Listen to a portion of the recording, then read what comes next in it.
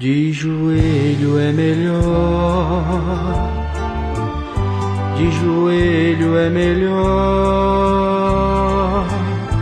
na alegria. A paz do Senhor. Nesta semana vamos fazer um resumo da lição A Intercessão pelos Efésios, corroborados com o poder do Espírito, arraigados e fundados em amor. A bênção de Deus excede o pensamento humano. Quer saber mais sobre este importante assunto? Fique com a gente! De joelho é melhor.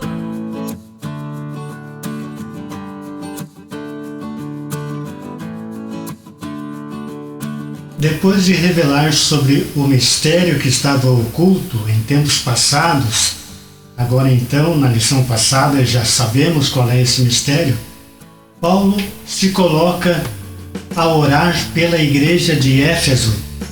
Sua oração tem um significado muito interessante, é uma oração intercessória pelos Efésios. Vamos analisar os aspectos desta oração. E aqui fala que Paulo se colocou de joelhos diante de Deus. Para nós é normal, a gente chega na igreja, vê os irmãos de joelho, a gente chega, já se coloca de joelho. Agora, Paulo era judeu. Sabemos que ele tinha uma cidadania romana também, mas também era judeu. Então, meus irmãos, para um judeu se colocar de joelhos é porque ele estava muito abençoado. Eles costumavam orar em pé, com as mãos para cima, né? Então, Paulo se colocou de joelhos. Claro que Paulo se converteu, era um servo de Deus, né? Mas mesmo assim, se colocou de joelhos. Para nós é um significado assim, de uma humildade, um rosto prostrado no pó, no chão, diante do seu Deus. Então isto é um exemplo para nós. Sempre que possível, nós também nos prostrar diante de Deus em sinal de humildade. Claro que não é uma posição, na Bíblia não temos uma posição específica para orar. Quem pode orar de joelho, melhor. Quem tem algum problema físico, não consegue, não existe uma posição específica para orar. Mas aquele que pode se humilhar diante de Deus é bênção. Corroborados com o poder do Espírito, as riquezas da sua glória. Paulo começa a oração intercedendo em favor dos Efésios e faz um pedido duplo. Ele sabia que Deus era possuidor de todas as riquezas, de todas as glórias, e que ele poderia dar aos Efésios tanto mais do que ele estava pedindo, do que estava no seu coração, do que estava em seu sentimento, em nossa mente finita, que cabe em nosso pensamento, nosso homem interior, o que cabe dentro de nós, nossa limitação. Paulo foi ousado, foi muito ousado nesta oração. Pediu coisas grandes. Paulo pede para que a igreja seja fortalecida no poder que há em Cristo, que habita em Cristo, e que compreenda o amor divino e tenha pleno desenvolvimento espiritual. Fortalecidos no poder. Então, o primeiro pedido do apóstolo Paulo é que a igreja fosse corroborada, robustecida com o poder de Deus. Com isso, ele não estava dizendo que a igreja não estivesse com o poder, que a igreja não tivesse poder, mas sim que a igreja continuamente tivesse esse poder, buscasse esse poder, que no dia a dia a igreja busque mais poder para vencer as tribulações, para vencer o homem exterior, o homem carne, para que os efésios conseguissem vencer as tribulações, as lutas, precisavam de um revestimento.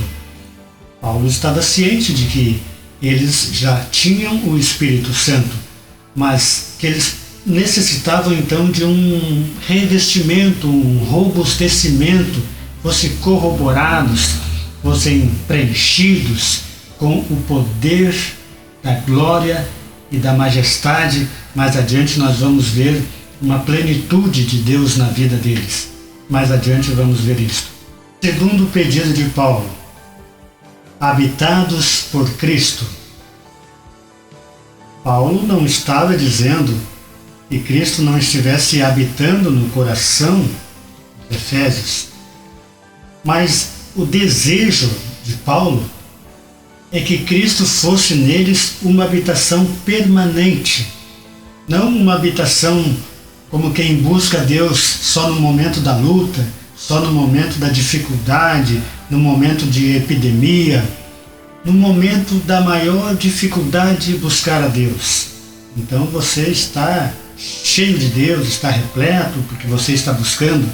Paulo desejava que sempre, continuamente, os efésios estivessem buscando a Deus, que fossem a habitação de Cristo continuamente, sempre fossem continuamente aperfeiçoados em Cristo, sendo formado o caráter de Cristo dentro, no homem interior dos efésios.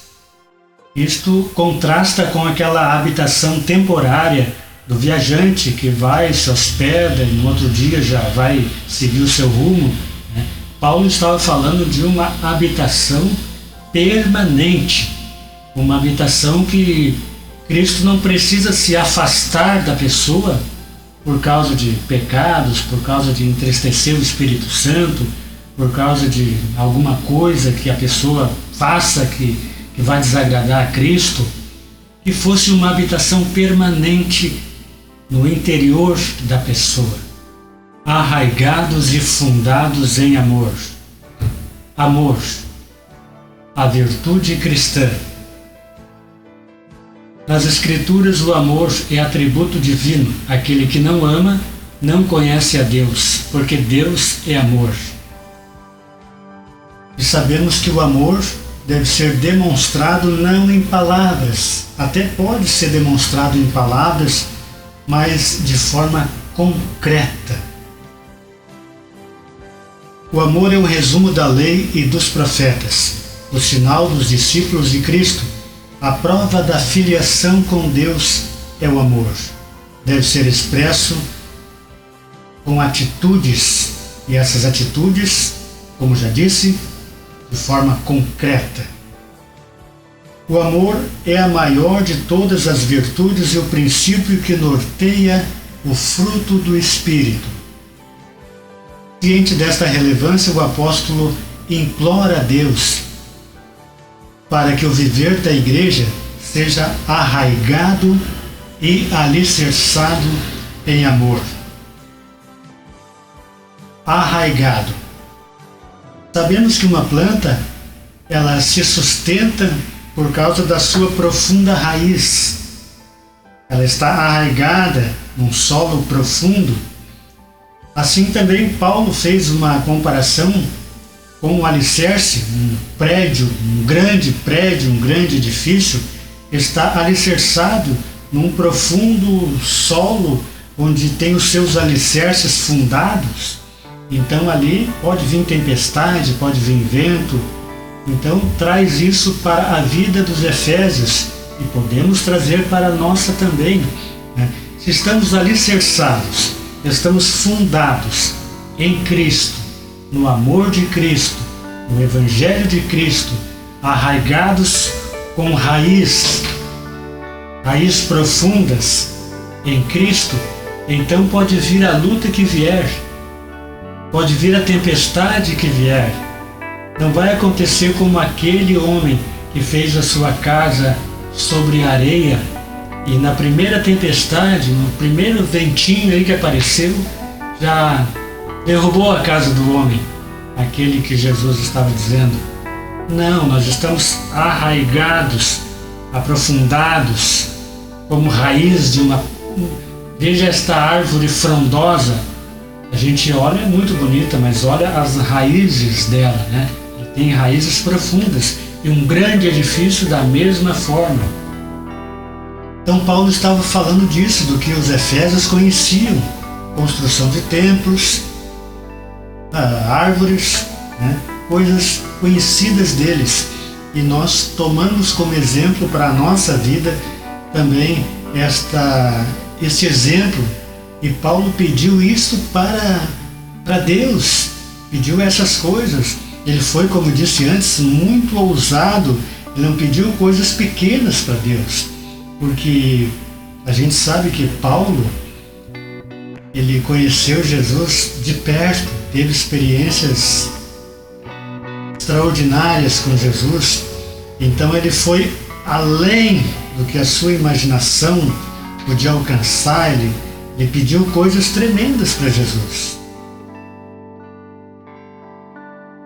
Ainda sobre amor, a virtude cristã. Entre os teólogos, há diferença de opiniões a respeito desse assunto que Paulo coloca sobre a largura, a profundidade, o comprimento, porque até um dado momento ele estava falando sobre o amor, e depois, em determinado momento da leitura, a gente nota que ele parou de falar sobre o amor e fala sobre esse assunto, e depois ele retoma o assunto do amor. Então alguns teólogos, eles divergem um pouco que fosse sobre o amor que Paulo estaria falando ali sobre esse assunto. Inclusive o Dr. Russell Shedd tem uma opinião muito interessante sobre esse versículo aqui da Bíblia.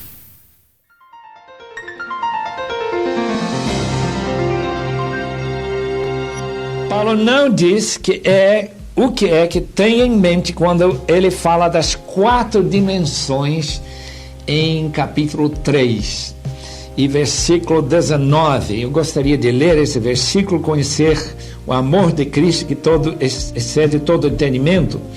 Mas no versículo anterior ele não está falando necessariamente do amor de Cristo, ainda que muitos pensam assim. Diz assim: a fim de poderes compreender com todos os santos qual é a largura, o comprimento, a altura e a profundidade. Quais são essas 4 dimensões? De que Paulo está falando? Na minha opinião, ele está falando da cruz. Porque justamente a cruz que tem essas dimensões na teologia paulina. Ela tem seu comprimento, que chega até o início da história, crucificado antes da fundação do mundo para salvar as pessoas que morreram antes de Cristo e salvar todas as pessoas que morrem depois de Cristo. Ela tem a sua altura, que chega até o céu, tem sua profundidade, que chega até o pior dos pecadores, aqueles que estão mortos em delitos e pecados, e tem sua largura, que inclui todas as pessoas que querem crer no Senhor Jesus Cristo. Então, quando eu leio este versículo 18 e fala dessas 4 dimensões, eu penso na maravilhosa cruz de Cristo, em que estas verdades de perdão para todos e para todos os tempos estão incluídas nessas 4 dimensões que Paulo coloca aí. Então nós vimos aí a opinião do Dr. Russell Shedd sobre isso, né? As dimensões. Há teólogos que acham que são os 4 evangelhos. Há alguns que acreditam que seja mesmo o amor, e há também, como disse o Dr. Russell Shedd, que isto pode ser a cruz. A cruz, por causa do seu comprimento, né? Seu comprimento, ela nos fala do amor eterno. Esse amor eterno que pode levar o pecador para o céu. Ele tem o poder de levar o pecador para o céu. A largura, o amor que alcança a todos.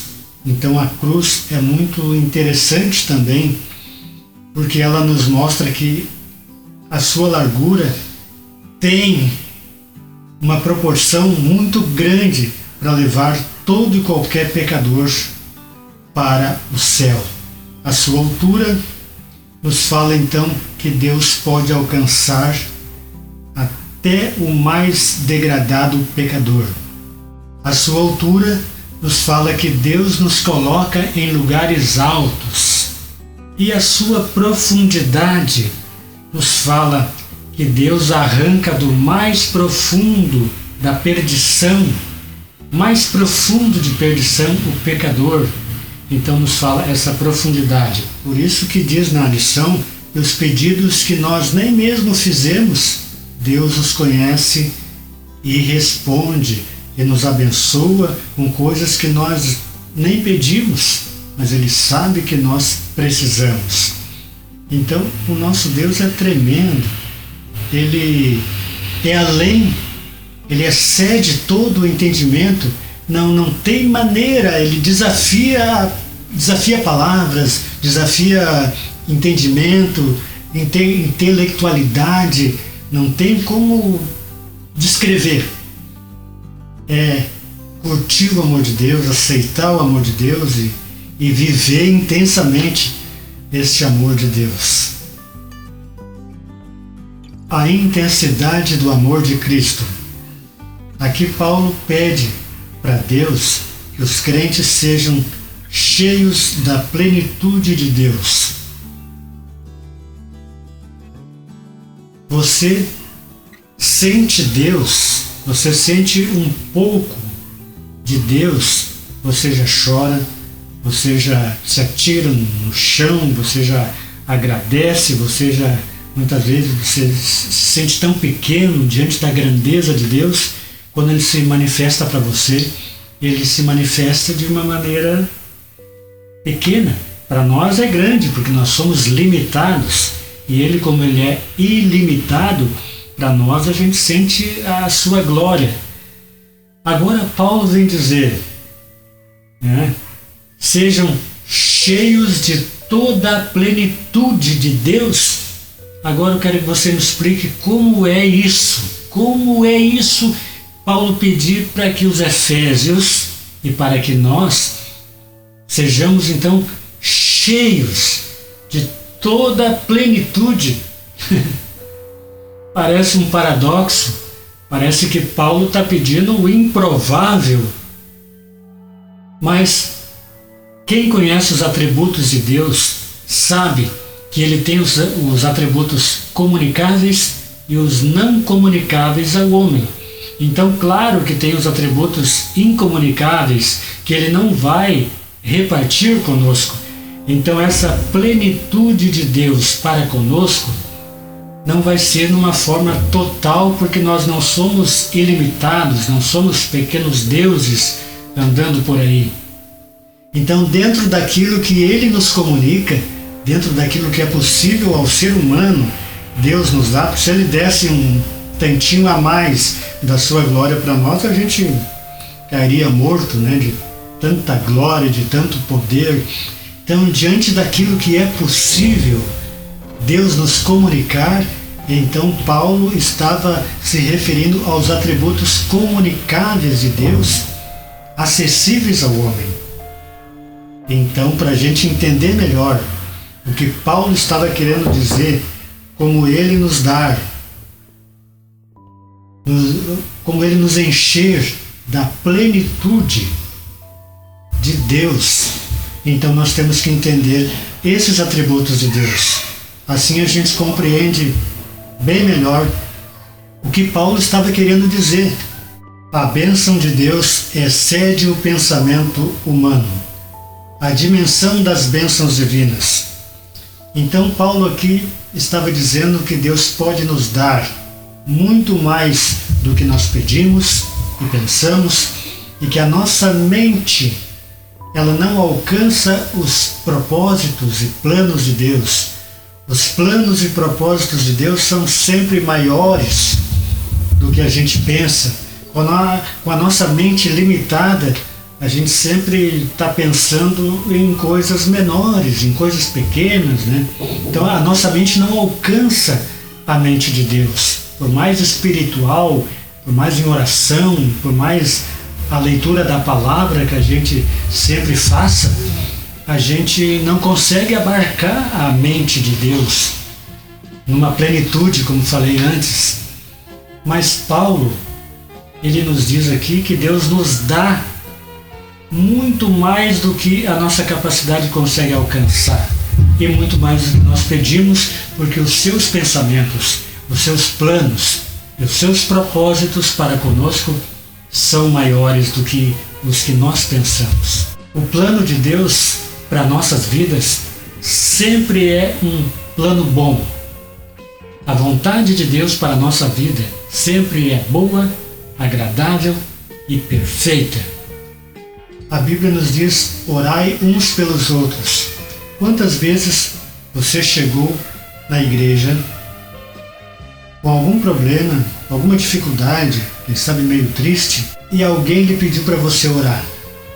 Você esqueceu seus problemas, esqueceu as coisas que te entristeciam e foi orar por aquela pessoa. Quando você viu, você esqueceu o problema, esqueceu as dificuldades.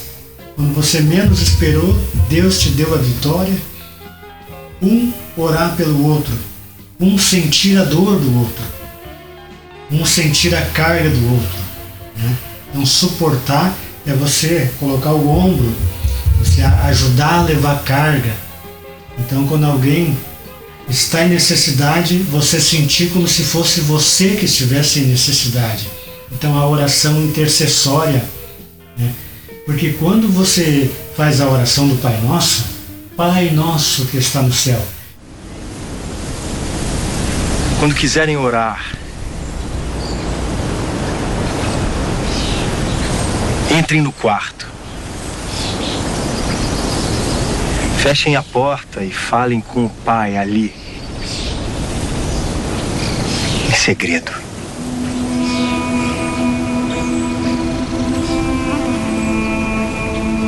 Não façam uso de vãs repetições.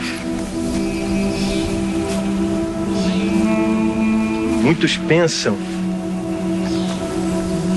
quanto mais falarem, mais serão ouvidos.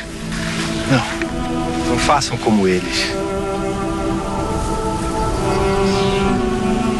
O Pai sabe o que vocês precisam, mas Ele vê em segredo, para então lhes recompensarem em público. Então você já está orando a um Pai, então você já está sabendo que Ele é nosso Pai, não é só seu Pai. Ele é Pai nosso, é Pai seu, é Pai meu, é Pai de vários, e você tem outros irmãos também. Você não vai querer só o Pai só para você. Você vai ter o Pai e vai vir acompanhado de vários outros irmãos, alguns com necessidades que precisam de intercessão. E esses mesmos irmãos também intercedem por você. Então a intercessão, orar uns pelos outros, é uma coisa que na igreja ela é muito necessária. Pai nosso que estás nos céus, santificado seja o teu nome. Venha o teu reino. Seja feita a tua vontade. Assim na terra como no céu. O pão nosso de cada dia nos dá hoje e perdoa-nos as nossas dívidas, assim como nós perdoamos aos nossos devedores. E não nos deixes cair em tentação, mas livra-nos do mal. Porque teu é o reino, e o poder, e a glória, para sempre. Amém. O convite para a adoração.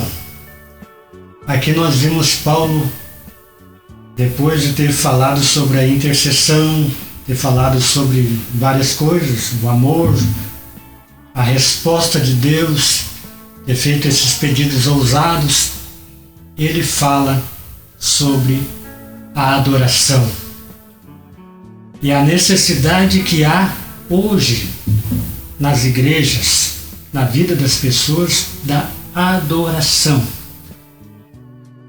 Se fosse perguntar para você se você já recebeu alguma bênção, alguma vitória, não através de um pedido, mas através de uma adoração, tenho certeza que muitos iam responder que receberam bênção e vitória através de um ato de adoração a Deus.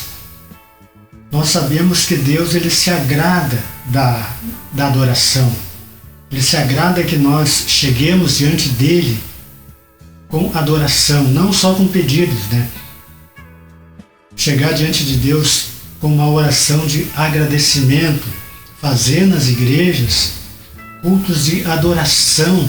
Eu mesmo já recebi vitória através de um gesto de, por exemplo, passar por uma dificuldade e fazer uma semana de adoração, sem pedir nada.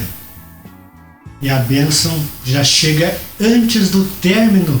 Se é uma semana, lá pelo segundo, terceiro dia, a vitória já está na mão. Então a adoração, ela tem um poder que muitos ainda não descobriram. Um poder tamanho diante de Deus. Não que você vai barganhar com Deus, você vai adorá-lo. Agora eu vou adorar Deus aí porque eu preciso de uma vitória, preciso de alguma coisa, então eu vou adorar Deus para que Ele me abençoe e me dê aquilo que eu... Não, você vai adorar porque você o ama. E Ele conhece os verdadeiros adoradores. E Ele procura os verdadeiros adoradores, porque tem os falsos. E sejamos adoradores do Senhor, que possamos incluir em nossos cultos, em nossa vida, a adoração ao nosso Deus. A glória devida a Deus. Finalmente, Paulo prossegue a ensinar que Deus deve ser glorificado na igreja e em Cristo. Quer dizer que os atos de louvor e glorificar a Deus fazem parte dos propósitos da instituição da igreja. A igreja nunca terá glória em si mesma, pois a glória é exclusivamente de Deus. Então, por isso, nós devemos sempre dar glória a Deus. A glória nunca é nossa. Por mais bênção, por mais ousados que sejamos, né? A glória sempre vai ser do Senhor, e Paulo diz que deve ser para sempre, dar glória a Deus, hoje, amanhã e sempre. E a nossa nota de conclusão diz que a ousada intercessão de Paulo anelava o fortalecimento da igreja. O apóstolo tinha ciência de que o perseverar do cristão dependia de 4 princípios basilares, os quais ele pediu a Deus em oração: o fortalecimento de poder, a presença plena de Cristo, o intenso exercício do amor de Deus e contínuo crescimento espiritual até encontrar a perfeição. Durante esse processo, o povo de Deus deve glorificá-lo em todo o tempo. E assim encerramos este pequeno resumo da lição 10. Espero ter te ajudado com esse resumo e marcamos um novo encontro na próxima semana com um resumo da lição 11. Posso crer.